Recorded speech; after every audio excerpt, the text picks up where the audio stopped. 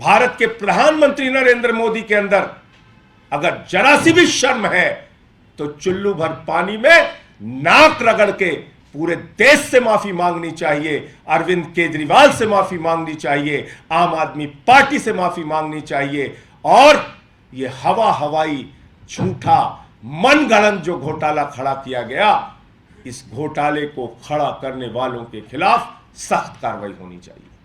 क्या हुआ? यह बयान सुनकर गुस्सा आ रहा है, तकलीफ हो रही है, खून खौल रहा है? बिल्कुल, गुस्सा आनी चाहिए, तकलीफ होनी चाहिए, खून खौलना चाहिए। नमस्कार दोस्तों, मैं हूं अभिषेक पांडे और आप लोग देख रहे हैं नूरा कुश्ती। जब अन्ना हजारे ने जन लोकपाल के नाम पर एक आंदोलन किया था, पूरा देश उस आंदोलन के साथ जुड़ गया था। खासकर जो युवा पीढ़ी थी वो अपना भविष्य संवारने के लिए, अपने भविष्य को सुरक्षित करने के लिए इस आंदोलन में कूद पड़ी थी। मैं भी उस आंदोलन में शामिल था और मैं मुंबई की जेल में, जेल भरो आंदोलन के टाइम पर जब ये कहा गया था कि जेल भरो, तो मैं भी जेल भरो आंदोलन में जेल गया था। और यही सबसे तकलीफ की बात है। उस आंदोलन में देश में बहुत तगड़ी एक लहर फैली थी, लेकिन नतीजा क्या निकला? वो आंदोलन जब खत्म हुआ तो अरविंद केजरीवाल एंड कंपनी ने ये घोषणा कर दी कि अब हम एक राजनीतिक पार्टी बनाएंगे। सारे युवाओं को एक धक्का सा लगा था, क्योंकि युवा राजनीतिक पार्टी बनाने के लिए जंतर मंतर पर या आज़ाद मैदान में इकट्ठा नहीं हुए थे। वो एक राजनीतिक विकल्प के लिए इकट्ठा हुए थे, वो आंदोलन के लिए इकट्ठा हुए थे। राजनीतिक पार्टी बनाकर किसी भी समस्या का हल नहीं है, क्योंकि राजनीतिक पार्टियों की अपनी एक सीमा होती है। वो ना चाहते हुए भी एक लिमिट में, एक दायरे में बंद कर रह जाते हैं। जैसे इसको इस तरह से समझें कि अगर भारतीय जनता पार्टी की सरकार है और वो कुछ गलत कर रही है, तो भारतीय जनता पार्टी का जो कार्यकर्ता है या जो उसके एमएलए, एमपी, मंत्री हैं, वो सरकार के खिलाफ जाकर कोई धरना, प्रदर्शन, आंदोलन शायद कभी नहीं करेंगे। या कांग्रेस की जहां सरकार है, वहां अगर सरकार कुछ गलत कर रही है तो उनके एमएलएज, उनके कार्यकर्ता वो कांग्रेस के खिलाफ जाके धरना, प्रदर्शन, आंदोलन कभी नहीं करेंगे, क्योंकि राजनीतिक कार्यकर्ताओं की अपनी एक सीमा होती है, एक दायरा होता है। लेकिन जो आंदोलनकारी होता है उसके लिए किसी भी पार्टी, किसी भी सरकार से मतलब नहीं है। अगर गलत हो रहा है तो वो हर सीमा को तोड़कर और धरना, प्रदर्शन, आंदोलन करती है, जैसा कि अन्ना हजारे आंदोलन के समय हुआ था। हर वर्ग, हर जाति, हर मजहब, हर धर्म के लोग उस आंदोलन में शामिल थे, जिसमें ना कोई भाजपाई था, ना कोई कांग्रेसी था, ना कोई सपाई, ना कोई बसपाई। आम आदमी पार्टी का तो अस्तित्व ही नहीं था। लेकिन अरविंद केजरीवाल एंड कंपनी ने उस आंदोलन को, उस धरना प्रदर्शन को खत्म करते हुए ये अनाउंस कर दिया कि हम अब एक नई राजनीतिक पार्टी बनाएंगे।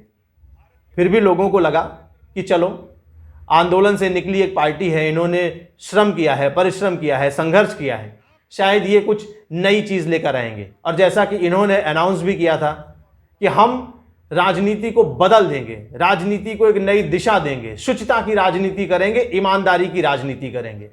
लेकिन इनके साथ भी वही हुआ। ये उसी राजनीतिक सीमा में, उसी दायरे में बंधते चले गए। जैसे ही पार्टी बनी, पहले लोगों को लगा कि अरविंद केजरीवाल पढ़े लिखे हैं, कुमार विश्वास है, किरण बेदी हैं, ये सब पढ़े लिखे लोगों की जमात है, शायद ये जो कह रहे हैं ऐसा ये करेंगे। लेकिन ऐसा कुछ नहीं हुआ। आंदोलन के समय जो इनके साथी थे वो तो धीरे धीरे एक एक करके किरण बेदी, कुमार विश्वास, आशुतोष वगैरह ये सब छूटते चले गए, योगेंद्र यादव, ये सब छूट गए। बचे कौन और आए कौन? वही लोग जो चुनाव जिताऊ हो सकते थे। उसके लिए इन्होंने हर तरीके का समझौता किया और धीरे धीरे इनकी पार्टी लगातार भ्रष्टाचार में, यौन शोषण के आरोप में, घोटालों में फंसती चली गई। और पिछले 10 सालों में लोग देख रहे हैं कि जितने ज़्यादा घोटाले, जितने ज़्यादा शोषण के आरोप आम आदमी पार्टी पर लगे हैं, इतने घोटाले, इतने शोषण के आरोप तो कांग्रेस के इतिहास में भी शायद उसके ऊपर नहीं लगे, भारतीय जनता पार्टी के ऊपर भी नहीं लगे। इनके कार्यकर्ताओं ने, इनके विधायकों ने, इनके पार्षदों में दिल्ली दंगा कराया, बाकायदे उनका नाम है। शराब घोटाला जो इतना बड़ा हुआ, वो इनके दो दो मंत्री जेल में बंद हैं, सत्येंद्र जैन, मनीष सिसोदिया। और अभी इस सब आरोपों से बौखलाए लोग किस तरीके की भाषा बोल रहे हैं, संजय सिंह की भाषा आप सुन रहे हैं। ये एक प्रधानमंत्री को प्रेस कॉन्फ्रेंस करके दी गई गाली है। देखिए, कहने वाले ये कह सकते हैं कि जब डॉक्टर मनमोहन सिंह को गालियां दी जा रही थी तब आप कहां थे, उसका भी विरोध किया गया था। डॉक्टर मनमोहन सिंह को भी अगर अपशब्द कहे गए थे तो उसका भी विरोध किया गया था। और जिस तरीके से ये भारत के प्रधानमंत्री के ऊपर इतना गंदा, इतने गंदे शब्दों का इस्तेमाल कर रहे हैं, इसका भी पूरा विरोध है, इसकी भी कड़ी निंदा है। और मुझे लगता है कि आने वाले समय में इस पर्टिकुलर क्लिप के ऊपर इनके ऊपर केस चलेगा। कोर्ट ने जब राहुल गांधी को मोदी सरनेम के बारे में जो राहुल गांधी ने बोला था उस पर जो केस चल रहा है, कोर्ट ने, सूरत की कोर्ट ने यही कहा था राहुल गांधी को कि आप इतने ऊंचे पद पर बैठे हैं कि आपसे शब्दों के मर्यादा की, शब्दों के गरिमा की अपेक्षा की जाती है। अगर आप इस तरह की भाषा बोलेंगे तो फिर बाकी जो आपके फॉलोअर्स हैं वो तो इससे भी 4 कदम आगे जाएंगे। इसलिए आपको ये सजा देना जरूरी है। और उनकी सदस्यता खत्म की गई, मतलब उनको 2 साल की सजा दी गई, तो इसलिए उनकी सदस्यता खत्म हो गई। और अब वो आने वाले टाइम में भी अभी 6 साल चुनाव नहीं लड़ सकते हैं। संजय सिंह के साथ भी ऐसा ही कुछ हो सकता है। अगर सही ढंग से पैरवी होगी तो भारत के प्रधानमंत्री को इस तरह का अपशब्द कहने के लिए इनको भी सजा मिलनी चाहिए। ऐसे लोगों को संसद में रहने का कोई अधिकार नहीं है। ये उसी संसद के सदस्य हैं जिस संसद के सदस्य के रूप में नरेंद्र मोदी वहां पर हैं और प्रधानमंत्री हैं। आप समझ रहे हैं? ये संजय सिंह की जो भाषा है, इससे देश के सारे लोगों पर बहुत चोट पहुंची। भाई संजय सिंह, अगर आपको लगता है कि सीबीआई, ईडी गलत कर रही है, आप सीधे कोर्ट क्यों नहीं जाते हैं? वकीलों की एक बड़ी फौज है, इतना पैसा आप वकीलों के ऊपर खर्च कर रहे हैं, करोड़ों रुपए आप खर्च कर रहे हैं, और वो अपनी जेब से नहीं खर्च कर रहे हैं, वो टैक्स पेयर के रूप में जो हमारा पैसा जमा है वही पैसा खर्च कर रहे हैं। तो आप सीधे सीधे कोर्ट में जाकर और जो भी आपके नेता जेल में बंद है उनको छुड़ा लाइए। ये गाली देकर आपको लगता है कि कोर्ट मनीष सिसोदिया को छोड़ देगा? ऐसा नहीं होगा। या ये जो शराब घोटाला हुआ है इसको कोर्ट ऐसे ही चली जाने देगी? नहीं जाने देगी। अभी जो अरविंद केजरीवाल के ऊपर 45 करोड़ रुपए के शीश महल के रिनोवेशन का मामला चल रहा है, ये भी अभी जब सामने आएगा और इसमें आरोप तय किए जाएंगे, इसमें चार्जशीट दाखिल की जाएगी, इसकी पूरी जांच होगी, इसके सबूत सामने रखे जाएंगे, तो अरविंद केजरीवाल को भी यही दिन देखना पड़ेगा। वो भी जेल जाने के लिए तैयार हैं। तो नरेंद्र मोदी को गाली देकर आपने कौन से राजनीति की नई दिशा बदल दी? अरविंद केजरीवाल मंच पर खड़े होते हैं, उनकी भाषा देखिए, वो भी मोदी को सिर्फ गाली। संजय सिंह को देखिए, वो खुलेआम किस भाषा का इस्तेमाल कर रहे हैं प्रेस कॉन्फ्रेंस करके। तो ये आंदोलन से जो निकली हुई पार्टी है, इसने राजनीति का बहुत नुकसान किया है।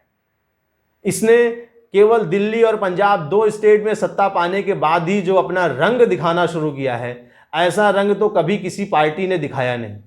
दूसरी पार्टियों के नेता इतने अपशब्द नहीं बात करते हैं जिस अपशब्दों में आज की डेट में आम आदमी पार्टी के नेता बात करते हैं। शराब घोटाला हुआ है, कोर्ट में सीबीआई गई है, ईडी गई है, लेकिन ये बार बार जनता को ये बता रहे हैं कि ये सारा कुछ प्रधानमंत्री नरेंद्र मोदी और पीएमओ के इशारे पर हो रहा है। इनके हिसाब से नरेंद्र मोदी के पास या पीएमओ के पास अब कोई दूसरा काम नहीं रह गया है, या दूसरे और किसी स्टेट में, अलग अलग जो स्टेट हैं उनमें और किसी दूसरे पार्टियों की सरकारें नहीं हैं। लगता है कि जैसे पूरे हिंदुस्तान में एक छत्र बीजेपी का राज्य है, केवल 2 स्टेट ऐसे हैं, दिल्ली और पंजाब, जहां पर गैर बीजेपी सरकार है, आम आदमी पार्टी की सरकार है। और इसलिए बीजेपी चाहती है कि किसी तरीके से ये दोनों सरकारें गिर जाएं, हट जाएं, तो भारतीय जनता पार्टी का एक छत्र राज्य हो जाएगा। अरे भाई, बंगाल में, उड़ीसा में, बिहार में, तेलंगाना, आंध्र प्रदेश, केरला, छत्तीसगढ़, राजस्थान, झारखंड, सब अलग अलग पार्टियों की सरकारें हैं।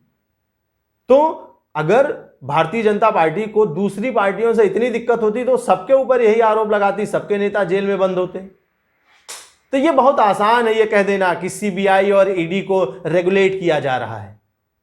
आप पहले अपने नेताओं को संभालिए, वो जो घोटाले पर घोटाले किए जा रहे हैं उनको संभालिए, और उसके बाद ये प्रेस कॉन्फ्रेंस करके जो आप नरेंद्र मोदी को गाली दे रहे हैं, इन सब का हिसाब कोर्ट भी करेगी और जनता भी करेगी। बस आप समय का इंतजार कीजिए। धन्यवाद। जय हिंद।